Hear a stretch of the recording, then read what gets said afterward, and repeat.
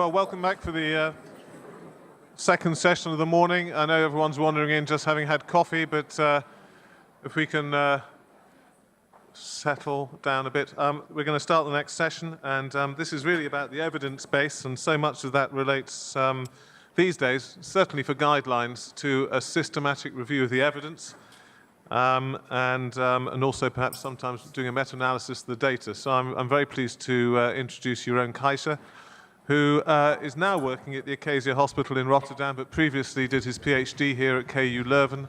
And part of his thesis involved doing a systematic review and meta-analysis, which of course has been published.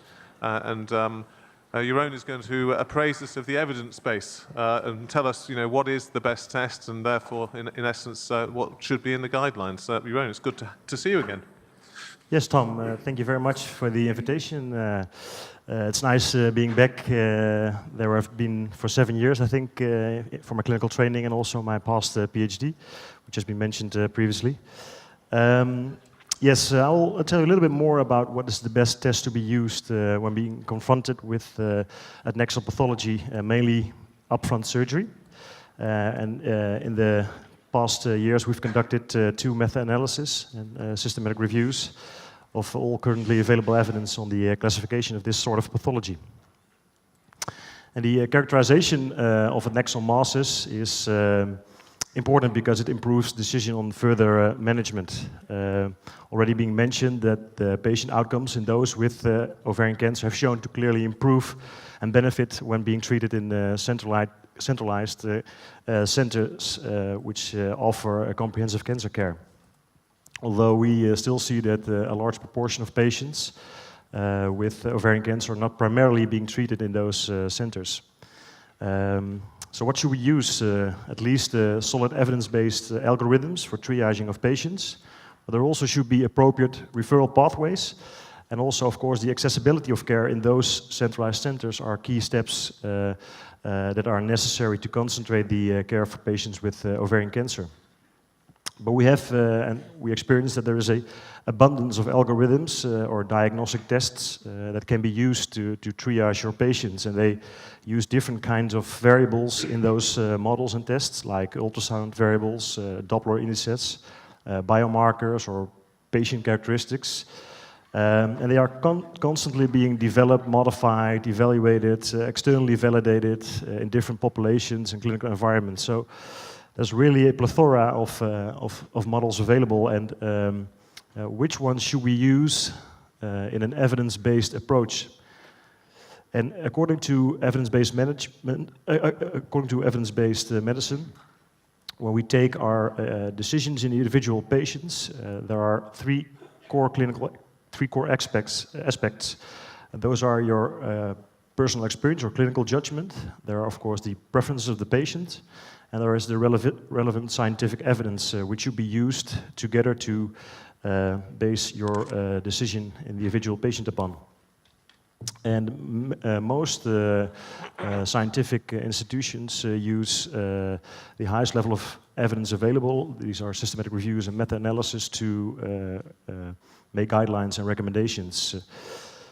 And here are a few influential guidelines, and they still advocate the use of using the risk of malignancy index for first triage of patients upfront surgery when having an adnexal mass. And these guidelines were based on old evidence, old systematic reviews that did not include studies from 2009 onward. And by definition, they have important limitations and were outdated, and that was the reason why we felt that based upon the recent developments that there were, we should do a new systematic review and meta-analysis that reflects these recent developments. We've done that and published it in the Human Reproduction Update in 2014. It was a large study in which we updated the previous systematic review by Becky Germany, and we adopted the same methodology and search strategy as described in her original paper.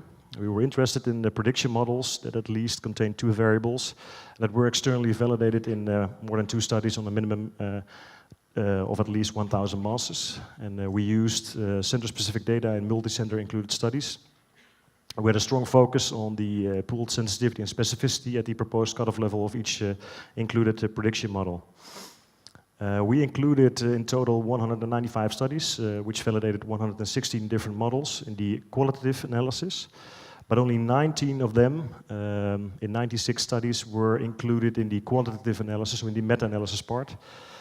And those covered almost in total 26,000 adnexal tumors, of which being 30% almost malignant.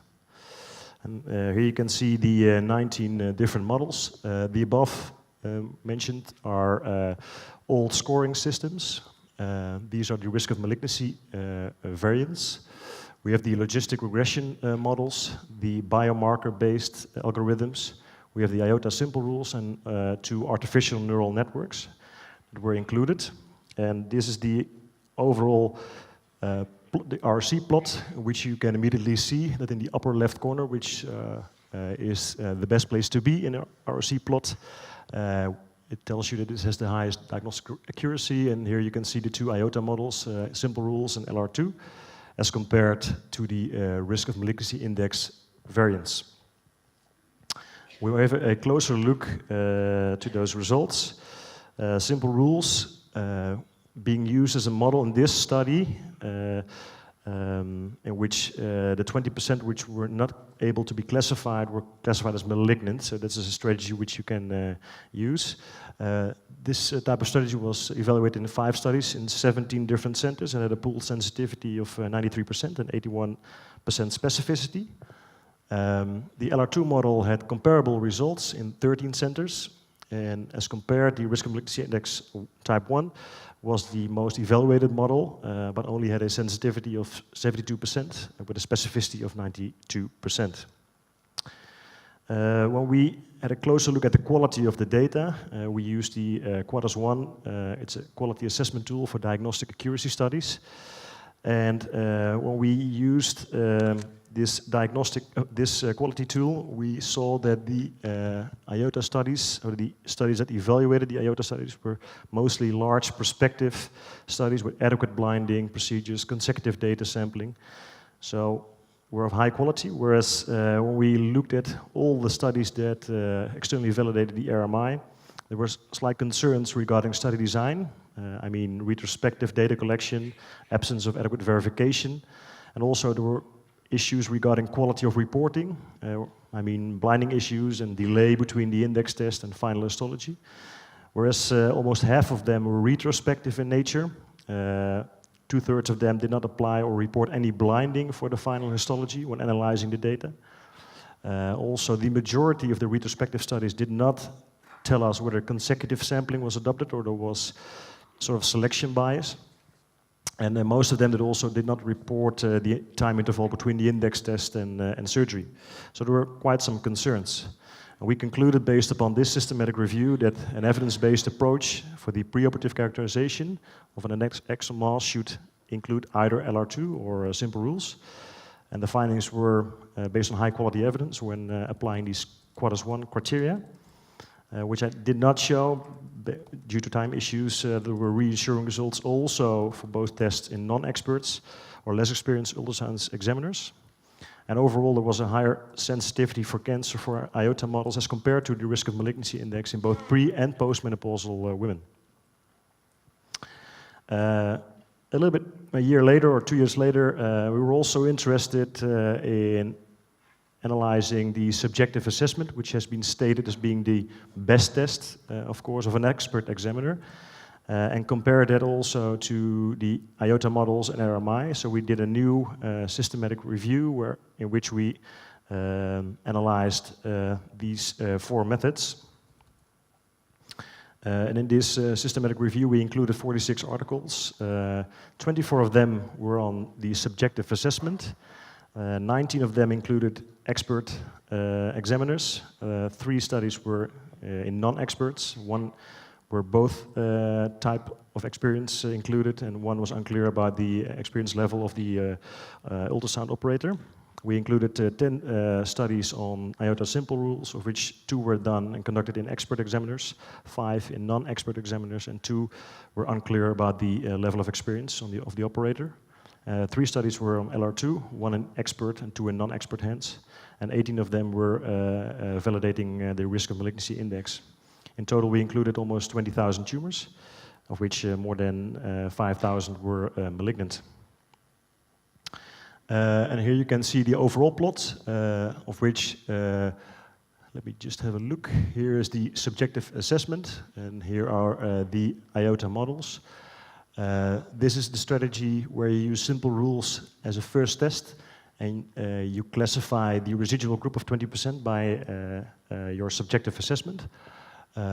And this strategy of simple rules, is when you classify the residual group of 20% as malignant, where you lose a little bit specificity.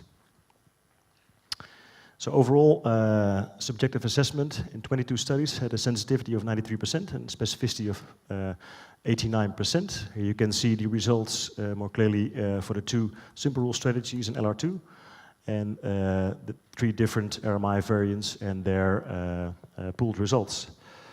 Just a short overview. So once again, the 2 strategies that were evaluated in the study, no diagnosis when using simple rules, use expert assessment, and you reach a sensitivity and specificity of more than 90%. Where you classify the group which can't be classified initially as malignant, you will lose specificity, but you will increase a little bit of sensitivity. And to compare, LR2 had a sensitivity of 93% and 84% specificity. We also looked in different subgroups, mainly in pre- and postmenopausal women. And we actually saw the same results here in the premenopausal group, where in the left upper corner the Iata models and subjective assessment are located as compared to the RMI variants with a low sensitivity of around 60%. And also in the postmenopausal group the difference were smaller, but there were still, here you can see the sensitivity for cancer were still higher as compared to the RMI variants. So this was the first systematic review that addressed also subjective assessment and compared it to other frequently validated methods for the classification of adnexal tumors. All methods yield better and superior test accuracy when compared to the traditional risk of malignancy index. And based upon the data 2-step strategy, using the simple rules initially and using subjective assessment for inconclusive tumors, yielded the best test result. And it also matched the test performance of expert examiners. And suppose experts are not around, you can also use the LR2 model as an alternative. So to conclude, how do we need to triage women with adnexal tumors that require surgery this year based upon the evidence from these 2 studies? I think after extensively reviewing the available literature and comparing the Iata models to the RMI when tested in different populations by different examiners in a large number of patients, I think I can state that when an expert is around, we can use the subjective assessment of the expert.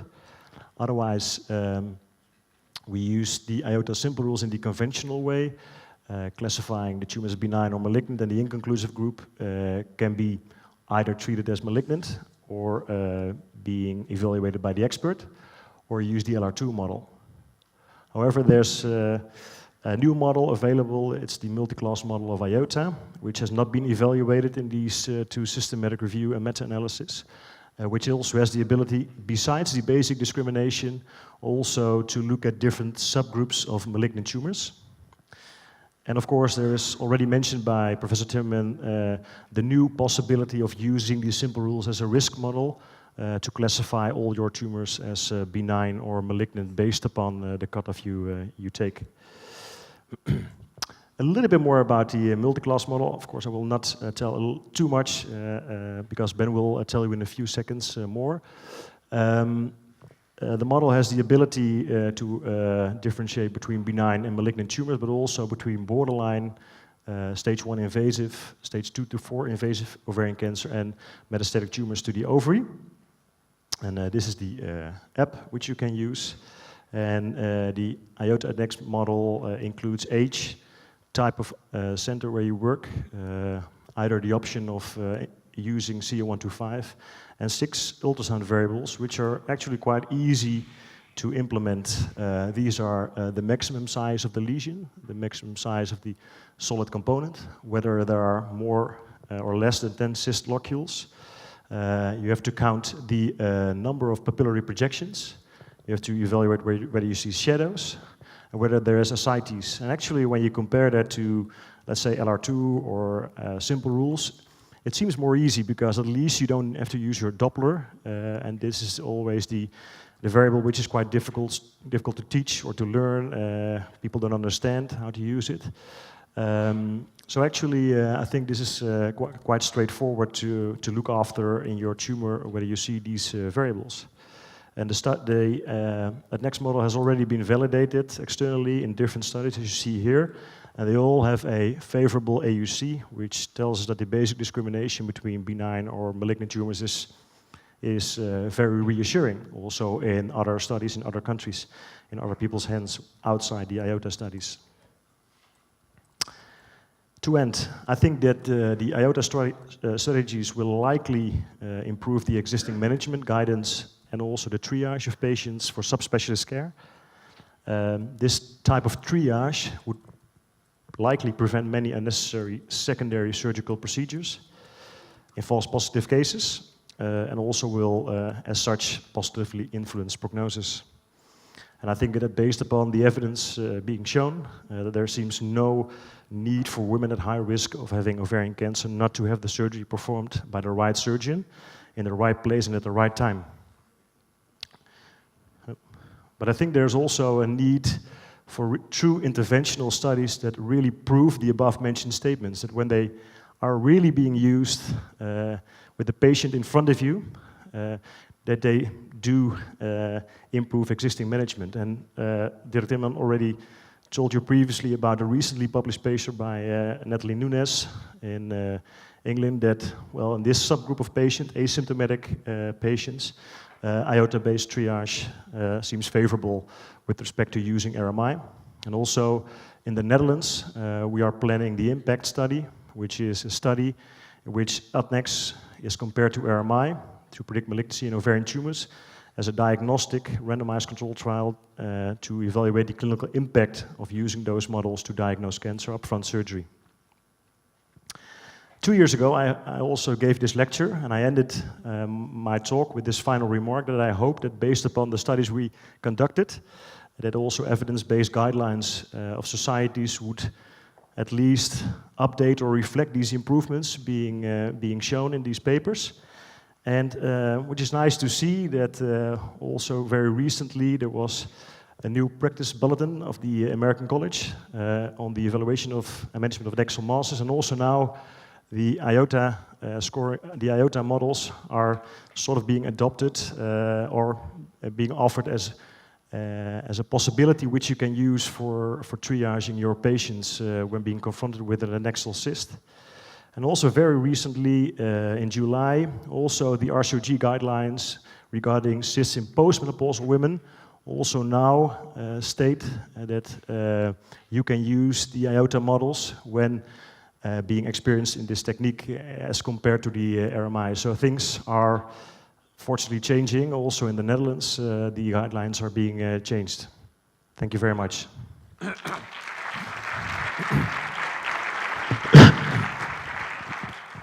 Jeroen, thanks very much. Any questions from the audience? I can't see any hands up. I'm interested by the randomized trial. I mean, given the differences in test performance, particularly in premenopausal women, is it going to be just postmenopausal women, that trial? Your IMPACT trial? In the Nunes trial? The Dutch trial. You're planning this randomized trial? No. I think I have to be cautious, Toon? All women, yes. Yeah. Both, pre and post. I mean, do you think that's ethical, given the test performance differences between RMI and premenopausal women and Iota? But do you? Well, it does perform significantly better. Yeah. The test diagnostic as a diagnostic test. You can state it otherwise. Is it still ethical to use RMI? Yeah. So, and is it ethical to carry out a randomized trial in women of that age? Yeah, that's true. But It's the current standard, and that's already seems unethical. Well, I'm just not aware of a randomized trial of RMI versus vaginal examination. You know, I mean, it's an interesting way you go, really. No, but you understand my point. I think it's quite interesting how with diagnostic test studies, often I think when you do a randomized trial, it becomes a trial of people properly taking note of the test result and implementing it rather than actually the diagnostic test performance itself. Because I think Ahmed Sayasna, where are you, did a trial like this in London and found it was really about whether people took any notices of the test rather than how the test performed, and that's a management problem sometimes, I think. Any other comments? So, Jeroen, thank you very much. Yes. I think it's fantastic that, you know, since your review, that there has been uptake in national guidelines, and therefore, you know, it really does make a difference. So, thank you very much.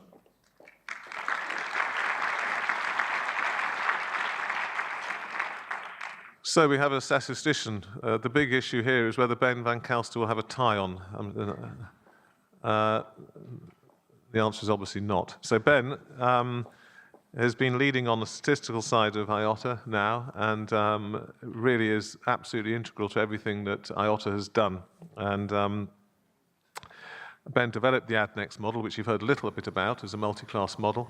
And I think ADNEX, everyone talks about it and focuses on the fact that it can sort of subclassify masses, and I think sometimes people slightly forget that it actually discriminates between benign and malignant very well too, and I think it's always important to remember that as an option. It's not just the subclassification that matters. But Ben is going to talk about ADNEX and also touch on this issue of what cutoffs we should be used to define malignancy, which I think is really quite a challenging issue, actually. So, Ben, I look forward to hearing what you have to say.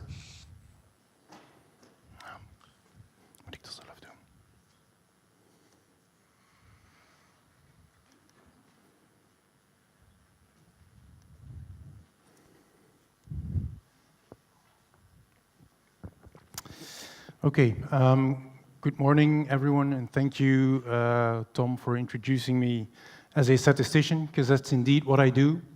It is still what I love to do, although an updated evidence pyramid shows that statisticians have a very bad reputation, so you don't have to believe anything that I will say to you. But the goal of my talk is to give you some more information about the ADNEX model. And previous speakers have already given some information about it, so I hope that I will be able to tell you some additional interesting things about it. So the analogy that I usually use to introduce the ADNEX model is prediction of the weather, where you can first of all be interested to know whether weather will be good or bad. And if the weather is probably going to be bad, you may decide to open up a nice bottle of wine, read a good book, and stay inside the whole day. But for some situations, that's just not enough. For example, if you are a pilot, it's just not enough to know whether it's probably going to be bad weather. You want to know about rain, you want to know about wind, you want to know about thunderstorms. So you want a more detailed prediction. And that's more or less what ADNEX is doing. So whereas most existing models, as you know by now, try to predict whether a tumor is benign or malignant, ADNEX goes further and tries to predict whether a tumor is any of these 5 categories. And so the ADNEX predictors have also been discussed already before today, so we will not go over them in detail. So you have age, serum CA125, and then the type of center at which the patient is examined. And this is a bit of a controversial variable because I get lots of questions about it. And we've dichotomized this variable into oncology centers versus non-oncology centers, where oncology centers were defined as tertiary referral centers with a specific gynecology-oncology unit, if I remembered it correctly. And the reason why it is a predictor in the ADNEX model is that we see that a similar patient simply has a higher likelihood of having a malignant tumor when it is seen in an oncology center versus a non-oncology center. So there is a reason why patients end up in one or another center. And so using this variable, we can get more accurate risk estimates. And then you have these 6 ultrasound-based predictors that have been discussed before, so the maximum diameter of the lesion. Then there is the proportion of solid tissue, which is calculated as the maximum diameter of the largest solid component divided by the maximum diameter of the lesion. but that is done by the software. Whether there are more than 10 cyst locals, number of papillary projections, acoustic shadows, and ascites. Now, I would like to give you a very rough bird's eye view of how ADNEX works, how ADNEX gives the risk estimates for the different types of malignant tumors. And so very generally speaking, we can say that the number of papillary structures and the presence of more than 10 cyst locals mainly increases the risk of a borderline tumor. But I repeat, it's a general overview. So then you have the maximum diameter of the lesion that mainly increases the risk of a stage 1 ovarian cancer. The maximum diameter of the solid component or the proportion of solid tissue mainly increases the risk of all 3 invasive types of tumor. Patient age and the presence of ascites mainly increases the risk of advanced primary cancer or secondary metastasis. And CO125 mainly increases the risk of advanced stage cancer. And then the type of center variable that I told you about before increases the risk of any type of malignancy, but mildly so. So the patient-specific characteristics are more important. So the ADNEX model is implemented in various ways. So we have apps that are available in the stores. We have an implementation online that you can use and so on. So I will not elaborate on this here. And here is a good example of post-truth science, because I'm the third person today that shows this slide of the external validation studies of ADNEX. So we are very proud of the results of these studies, but I will not say anything more about this. You've seen it. The more important thing here is how we can use ADNEX. So, and it's very nice that you all listen to a statistician who will explain to you how you will use ADNEX in your practice. But the key thing here is that there is no single one-size-fits-all approach. I think, well, you know it much better than I do, but different healthcare settings can be so different that I think it's not optimal to suggest one single approach to use ADNEX or any other risk model. But we can try to give some useful guidance about relevant approaches of how you could use the ADNEX model. And so a relevant approach that we came up with is a two-step approach, where you first focus on patient triage, where the question is, where do we send the patient? And you can distinguish between conservative management, general care, or specialized care, for example. And you can make this decision, for example, based or guided by the overall risk of malignancy given by ADNEX. And the second step then deals with patient management. And there the question is, what do we do with the patient? And I've listed all sorts of possible things you can do. I don't know that much about them, but I've listed them on the slide anyway. And this question can be guided by the risk of the different malignant subtypes. So if we go back to step 1, patient triage, then there is always a question, which cutoff should we use? As I said before, there is no unique, fixed, one-size-fits-all answer to that. One thing I can say is that you sometimes see in papers that people derive a statistically optimal cutoff, but that's usually not interesting because it doesn't have to be optimal for statistics, it has to be optimal for a clinical practice. So that's a concept that I never really understood very well. We can come up with a traffic light system, which we think can be useful, where you have 2 cutoffs, and if the patient has an overall risk of malignancy below the first cutoff, you may conclude that the patient is eligible for conservative management and that the risk is low. If the risk of malignancy is above the second cutoff, you may conclude that the patient has a high risk, and you may suggest to refer this patient for specialized care by a gynecological oncologist. If the risk is in between, you can conclude that the patient has a moderate risk, and you can refer the patient for general care by a gynecologist. Then the question is, which cutoffs are sensible to use? So first, let's talk about the cutoff for conservative management. We think that this cutoff should be very low, perhaps around 1 or 3%. somewhere in that area. And the key things that we are interested in is that we avoid to treat too many invasive tumors conservatively. It's quite obvious. So we want a very high sensitivity of malignancy in general, but for invasive tumors in particular. We also want that of all the patients that we treat conservatively, that they almost all have a benign tumor. So we want a very high negative predictive value. We know that the specificity for benign tumors will not be great, but that's not the goal here. We simply want to avoid to send patients with a malignant tumor home. And so the results that I show in this table are based on the current data from the Iata 5 interim analysis, which are nearly fully cleaned. And they're based on patients who received surgery after the first scan. So the patients that were followed conservatively were not used in here. And you can see that if you use a cutoff of 1%, that 99.6% of patients with a malignant tumor will have a risk above this cutoff, and so will not be eligible for conservative management.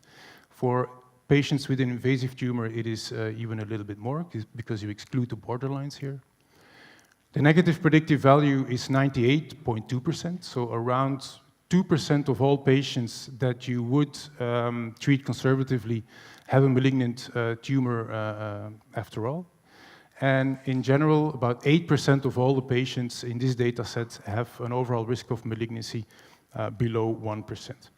If you increase the cutoff, of course, sensitivity will decrease to some extent, negative predictive value as well, but you will be able to treat more patients conservatively. Now, if you're looking for a cutoff for specialized care, we need a higher cutoff, perhaps somewhere around 20 to 50% even. What we want is that most invasive tumors should be above this cutoff. So we want a high sensitivity for invasive. We want the majority of selected tumors to be malignant, because otherwise, if we select too many benign tumors for advanced care, it increases waiting times and it delays treatment for patients who really need it. But the optimal approach, the optimal cutoff, may depend on local resources. So if in some regions the access to specialized care is limited, you may have to use a higher cutoff. Now, if you look here at the same data set and we look at the cutoff of 20%, then 89% of patients with a malignant tumor have a risk above this cutoff, and 94% of patients with an invasive tumor. And the positive predictive value is 69%, which means that around 70% of all the patients with a risk above 20% really have had a malignant tumor. And in general, of all the patients in this data set, 44% had a risk of an overall risk of malignancy of 20% or higher. Again, if you change the cutoff, the sensitivities will decrease, the positive predictive value will increase because you avoid more benign tumors to be referred to advanced care, but fewer patients will be selected for referral. So, assuming that you would choose 1% and 20% as your cutoffs, you get this table of this Iata 5 data set with the 3 risk groups, and you see that we would refer 44% of the patients for advanced care, and 58% of these actually had an invasive tumor. On the other hand, we would select 8% for conservative management, and only 1% of these patients had an invasive tumor. So there were 3 invasive tumors out of 284 patients in the data set. So that's for step 1, patient triage. Then you go to step 2. So suppose you select your patient for referral to a gynecologist or a gynecological oncologist. The question is, what do you do with the patient? There you can also ask the question of cutoffs, but there it becomes more complicated. You have to check the risks for the different malignant subtypes, and we do not suggest that you classify the tumor into one of these subgroups. So you might say, well, let's just pick the outcome with the highest, the malignant outcome with the highest predicted risk, and treat this patient assuming that this is the correct prediction. We don't think it's a good idea because advanced stage cancer is the most common malignant subtype, so you will most commonly predict advanced cancer, and you will not commonly predict borderline malignancy or a stage 1 cancer, for example, or secondary metastasis. We suggest that you should look at the whole picture, so you check for each risk, which risk is high enough to take action. And here, the change from baseline risks or the relative risks can help you. And Professor Timmerman already hinted at this, but I will go into this a little bit more deeply. So, the relative risk relates to the baseline risk of the patient, which is the risk that you would predict if you know nothing about the patient. It's more like the prevalence of the tumor type. Then the predicted risk is the risk that Adnex gives for this patient based on this patient's characteristics. And so the relative risk is the predicted risk divided by the baseline risk. So if the baseline risk of one tumor subtype is 4%, but you predict 12% for a given patient, then the relative risk is 3. The risk is 3 times higher relative to baseline. So 12% may not be high as a predicted risk, but the relative risk still is rather high. So if you look at an example from the Iata database, I picked one case, I don't remember from which center it is. It's a case from a non-oncology center, 50 years old, CA125 level of 35. The maximum lesion diameter and the maximum solid component diameter are both 65 millimeters, no papillations, less than 10 locals, no ascites, no shadows. So Adnex predicts these risks for this patient. The other column here shows a baseline risk, and this is fixed, in fact. It doesn't change, and this is based on all the data that we had in Iota phases 1 up to 3. So in this case, you can see that the predicted risk of a benign tumor is 52%. So the predicted risk of a malignancy is 48%, which would usually be above the cutoff that you pick for referral to a gynecological oncologist. So this patient would be in a high-risk group. But still, the most common outcome is benign. If I had to put money on it, I would predict that it's benign. But we are dealing with patients, not with betting, so that's not the way to go. If you look at the malignant subtypes, the highest risk is for stage 2 to 4 cancer. So you might say, okay, let's assume this is it, and proceed. Of course, this is the most likely tumor type for this patient. There is no discussion about that. But if you look at the relative risks for each tumor type, you see that basically the outcome of secondary metastasis has the highest relative risk. So this risk is most strongly increased relative to baseline. So you may keep in mind that secondary metastasis may also be an outcome because the characteristics of these this patient are in line with the typical secondary metastasis. And so you may check for a primary tumor somewhere else in the body. Generally, the relative risk of invasive subtypes is increased. So you may think, well, it's probably invasive, and the probability that it is borderline, well, it's really very low in this case. But you may say that, in fact, the risk prediction for stage 1 cancer is also increased. It's twice as high as the baseline risk, so you may keep that in mind as well.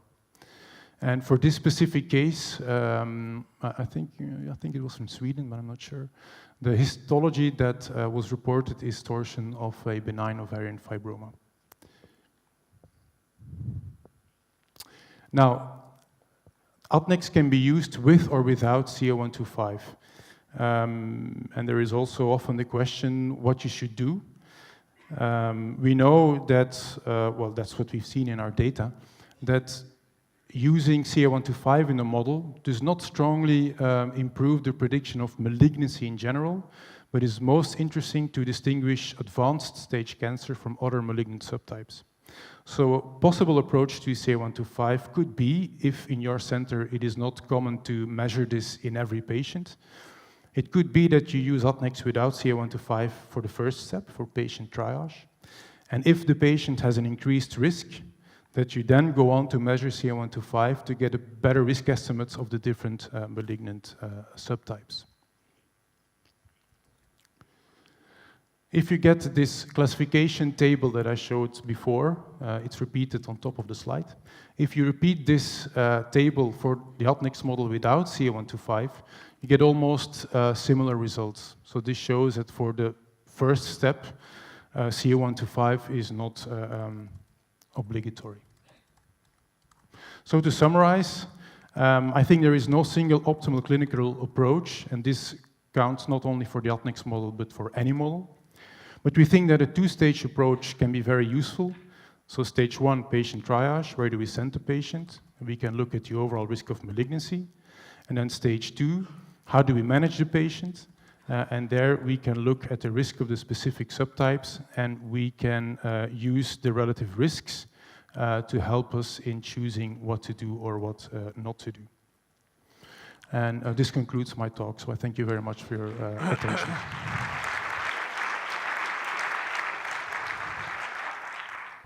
Thanks very much, Ben.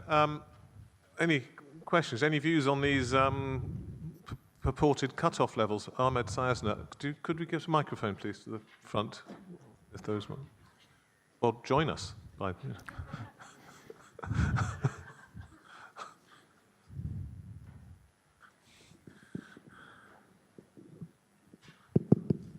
Thank you very much, Ben. Have a seat, mate. Just have a seat. Just join us. Just pop yourself. Make yourself comfortable. Put your feet up. Thank you. Ben, I just want to ask you a question regarding the cutoffs for secondary compared to primary units or tertiary units, or oncology center, non-oncology center. In the UK, for example, an oncology center will see patients primarily and will see as well referrals from other units. So not every patient coming to the clinic is actually coming from an oncology unit.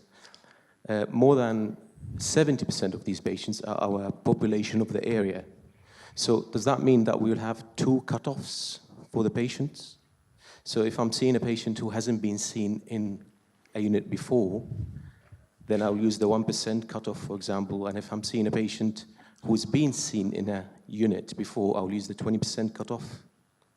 Does that make sense to you, or? Because it's a different system in the UK, I guess, from what you say in here. Well, that's basically the key message that I wanted to give, that there is no single approach that everybody has to use everywhere, that depending on the healthcare system, you may adapt the approach such that it makes sense for your setting. I'm not entirely sure that I fully grasp the way it works in the UK. Nobody does. No, we don't understand at all. Nobody understands. No. Thank you very much. It's completely unclear. Look, I just wondered about the data. You looked at the Iata 5 data and focused on the masses that had been operated on. And then you sort of talk about a proportion of masses with a risk of under 1%, but like about 8% or whatever it is. But in essence, you're choosing a group where already have been picked. There's something wrong with them in any event. So you've got a disproportionate number of you've got disproportionately fewer masses, if you like, in the under 1% group by analysing it that way, surely. Yes. So I couldn't yet analyze the full Iota database, including the patients that were managed conservatively. But indeed, in that sense, these results are only partial, because most of the patients managed conservatively will have a risk below 1%, I assume. And so this group will be much higher. Because I think it's slightly, I mean, if you just presented the data and took away that message from what you presented, I think it, to a sense, doesn't do Adnex any favours in a sense, because you would anticipate the less than 1% risk. You might have 30 or 40% of masses in that group. Yes. Yeah, I know. I realized this too, so I should have said it up front. So thank you for bringing this point up. Well, that's the advantage of Iota 5. We can have a more correct look at things. Yeah. Another question. You have to take a seat now, Antonia. Look comfortable. Have a seat. Okay, thank you. Anything else? Would you like a drink, maybe, or something? No. No? Thank you. Okay. Ben, I was asking you about rare tumors. Did you have the possibility to check ADNEX in the subpopulation of rare tumors, these germinomas, stroma tumors, and so on? Yeah, that would be very interesting. So, you can make an even more detailed differentiation between tumors, and we don't have to over-analyze our data. So we have a number of patients in our data set, and so we have to make groups that are not too much for the data we have. But if we have enough data, now with Iata 5 data coming in, it would be hugely interesting to really check ADNEX in different subtypes of tumors and see how it works. We have already done it for the data we have so far, but for the rare tumors, I think we can see whether Iata 5 data gives us enough information to get something useful out of that. That would be very interesting, yes. Okay, Ben, I think we're going to have to call to a halt there. Thanks you very much indeed, and thanks for all the work on the statistics. So we're going to have a session now looking at some of the clinical use of ADNEX. Wouter, who you've already seen, and Chiara, Landolfo, who also works at KU Leuven, keeps threatening to come to London, but she never comes. Do you, Chiara? No. Obviously, shortly won't be let in anyway, so we'll have to see. And we're going to go through some cases and talk about clinical use of ADNEX. Is this going to be interacting with the audience team? So, who can run around with the microphone? Who's around? Ahmed, you're dying to get out here, aren't you? Microphone. So we'll encourage people to comment on any of the masses or examples that are shown, get involved, and I'll hand over to Wouter. So first of all, thank you, Mr. Chairman. So this is the first session. We will start to use the interactive app. So the people that have already downloaded the app, I would maybe ask if you downloaded the app after 8 o'clock this morning to just sign out and sign in again. In this way, you will find the most up-to-date version of the questions that will be asked in this lecture. It will be an anonymous poll, so we will not look at any score or results. It's just anonymous to see the opinion of the audience for maybe one or two cases that we are going to show. This is the conference app, not the ADNEX app? No. It's right, just to be clear. It's a conference app of Eventigrade, so just to have a poll, anonymous. That's difficult now to deal with. Okay, so thank you, Ben, because I think that your presentation was really interesting. We are all clinicians, and sometimes we struggle with ADNEX, so how to use it. And as we are clinicians now, we would like to show you some cases, so go back to the clinical practice. So the first case is a postmenopausal woman, 68 years old, no personal or familiar history of ovarian or breast cancer, and he had bilateral multilocular lesions. The dominant one was a multilocular lesion with more than 10 locules, and that's the size. There were acoustic shadows, and the color score was 2. It means minimal blood flow and no ascites. So here you can see the application of the color Doppler and also a video. So now I would like to know your opinion, your subjective assessment. So looking at this mass, what is in your opinion? Benign or malignant? Are you succeeding in finding the questions on the interactive app? Do you find the question?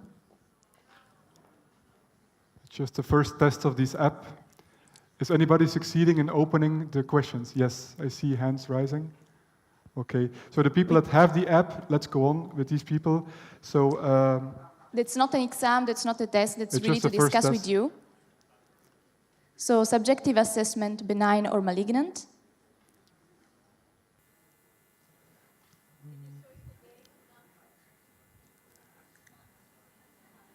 So you may vote. You may vote one malignant. person, one time. And you said malignant.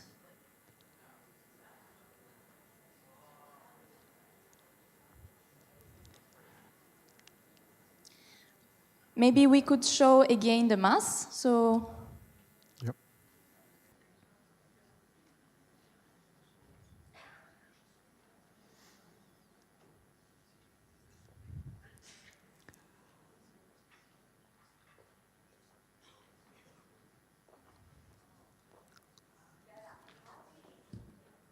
So there are more than 10 locules.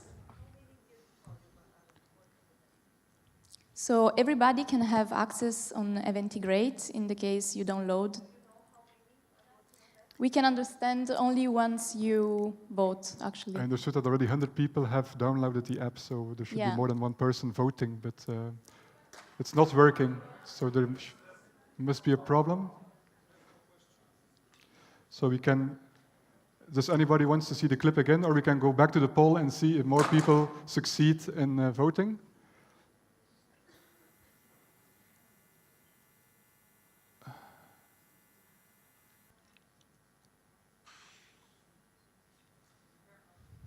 Go again, maybe. So,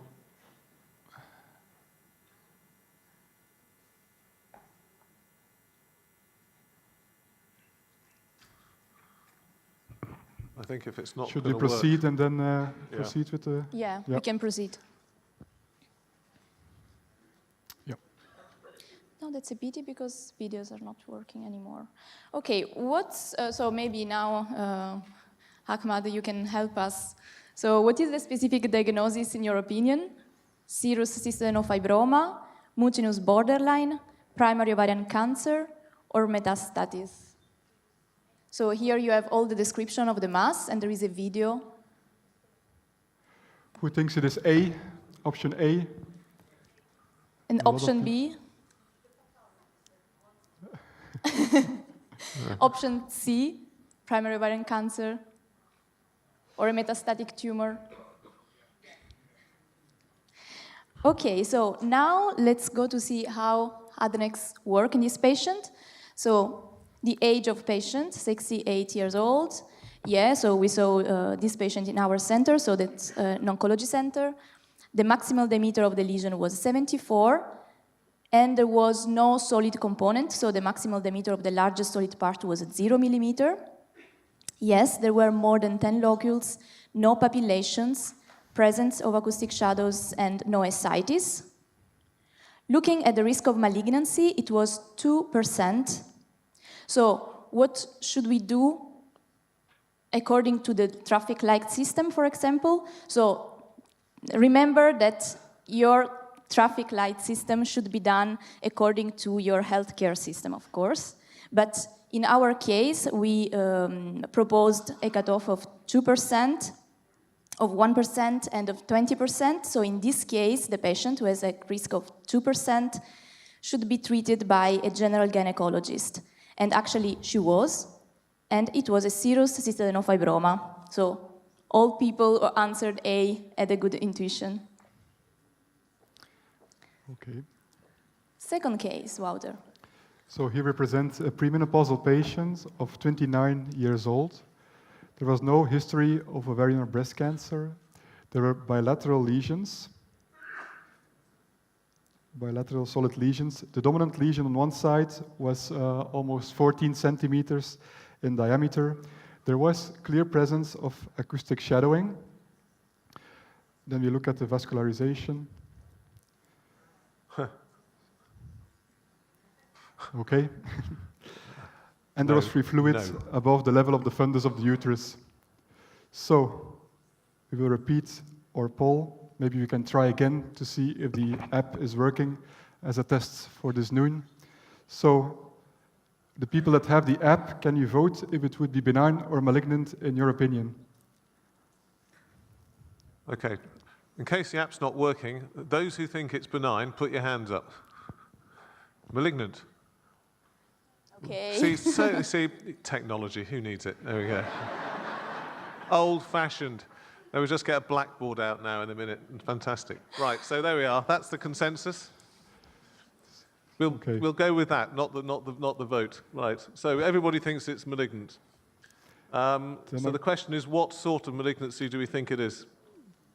Because I think. Do you think it's a metastasis or primary cancer? Who thinks it's a primary ovarian cancer? Who thinks it's metastatic? And I would like well to know done, why. well done, Professor Tester. Very good. Well done. Right, are you going to do adnex or something? We will apply. We will apply it next. So the patient, age 29 years old, an oncology center. The largest diameter is 135. The same diameter is the largest solid component. There are no locules. There are no papillations. There are shadows present. And there is ascites present. So we do first the calculation without CA125. And we see that next presents a risk of malignancy of 56%. So above the cutoff to refer the patient to the oncologist. So if we then apply next with CA125, we look at the different subtypes of malignancy, and we see that this is a case like in the presentation of Ben Calster. So stage 1 has the highest absolute risk, but metastatic tumors have the highest relative risk.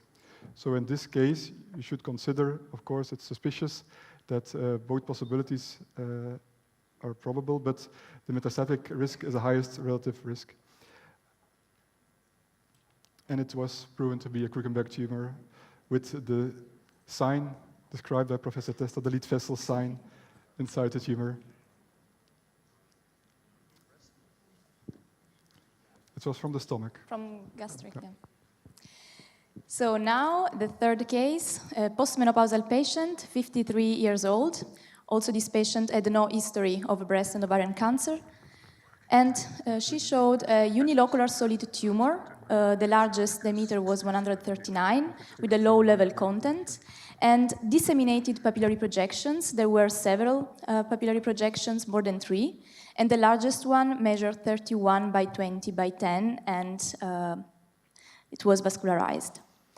No acoustic shadows, and the Iata color score was 3, and no ascites. So here are some images. You can see the papillary projection. You can see the vascularization in the papillary projection. So your subjective assessment, benign or malignant? Well, I think we have to subclassify this at this point. Hang on. Yes. So who's a pathologist? Pathologists in the house? Benign or malignant? Malignant. Stop being complicated. Yeah. Any oncologists? Where's Sarah Blagden? Where are you? Right, benign or malignant? Benign. What have you been doing in those MDTs, Sarah? Okay, hands up who thinks it's benign, generally. Okay, and now... No, we're not voting. We're not doing voting. Hands up who thinks it's benign or malignant. Benign. Malignant. All right. Okay, overwhelming. Borderline. Anyone don't care? Not really. Okay, let's move on. Where are you going to go with this, Chiara? Okay, so let's have a look to the annex results without CA125. So age of patient, oncology center, diameter, maximum diameter of the largest of the lesion, and of the largest solid part. No more than 10 locules, more than 3 papillary projections, no acoustic shadows, and no ascites. The risk of malignancy was 77.8%. And if we look at our system, so that's a patient who should be treated by a gynecologist. So now see what is the results with CA125. CA125 was quite high, 343. So risk of malignancy became 89%. And then there is like a competition between borderline and between end stage, advanced stage primary ovarian cancer. And actually it was a clear cell cystadenocarcinoma, stage 3C, maybe originating from an endometriosis cyst because there was endometriosis as well. Is there time for a fourth case? Oh, yeah, because we've got to ask the statisticians what they think it is at this point. Go on. Yes, let's do it. Fourth case? Yeah? Yeah. Yeah, why not? Quickly. So this patient, postmenopausal, 72 years old, presents to the consultation with signs of hirsutism. She has a personal history of breast cancer. So you see here the clinical images of the patient. On ultrasound, she had a unilateral solid lesion of maximal 24 millimeters. There were clear acoustic shadows present in the mass, which was, however, highly vascular. There was no free fluid in the pelvis. This is a color Doppler.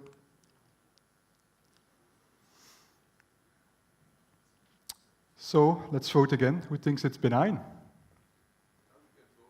Okay, so we can use the. Yes. You can vote on the app of Eventigrade. Perfect. Who thinks it's benign and who thinks it's malignant. Now it's working. Either it's not working or people are really very lazy here. It's not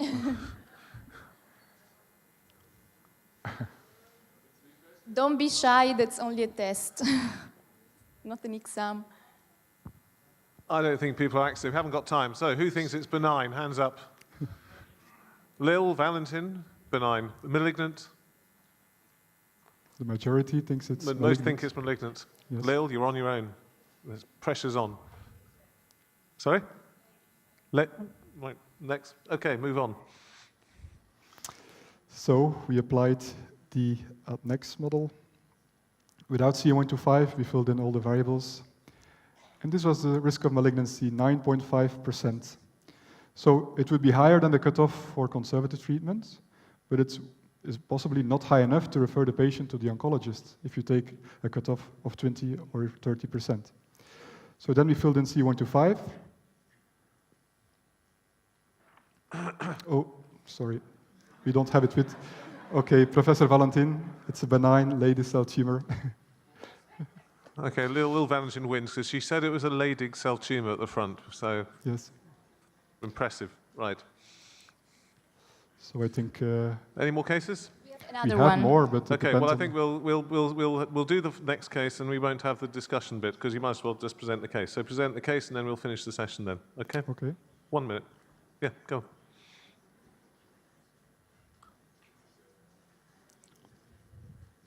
So, a premenopausal patient, 43 years old, no history of ovarian breast cancer, and she had bilateral solid lesion.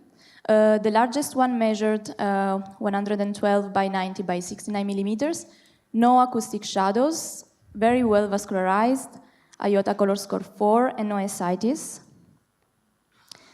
This was the dominant mass, and this the non-dominant mass. It was only smaller, but for the rest, it was really highly vascularized as well. So, subjective assessment, benign or malignant. What should we do? Should we test? Hands up? Hands up. So, hands up for benign and for malignant, yeah. And what is the specific diagnosis in your opinion? Ovarian fibroma, metastatic tumor, primary ovarian cancer, or rare malignant tumor? So, metastatic cancer, primary ovarian cancer, and rare malignant tumor. Okay, so let's apply ADNEX. So the age, oncology centers, the maximal diameter of the lesion of the dominant mass, and the largest solid part, no more than 10 locules, no papillations, no acoustic shadows, no ascites. Risk of malignancy, 74%. So it's higher than 20%, and she should be referred to a tertiary referral centers on a gynecologist. And to check with CA125, 37. So 64% of risk of malignancy, high risk for metastatic tumor, and it was actually a metastasis from a high-grade neuroendocrine carcinoma from a gastrointestinal tumor. Professor Zannoni.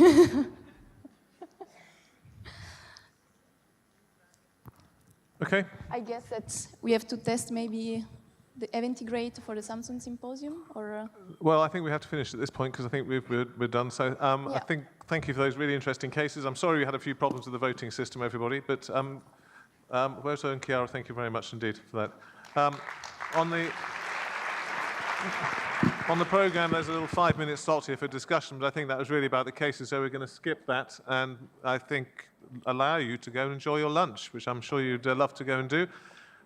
Just to remind you, at 1 o'clock there is a Samsung symposium in this room, and that'll start with Dirk Timmerman speaking about the AdNext model and variables. But otherwise, we're back here for the main programme at 2 o'clock. So I hope you enjoy your lunch. Thank you for all the speakers.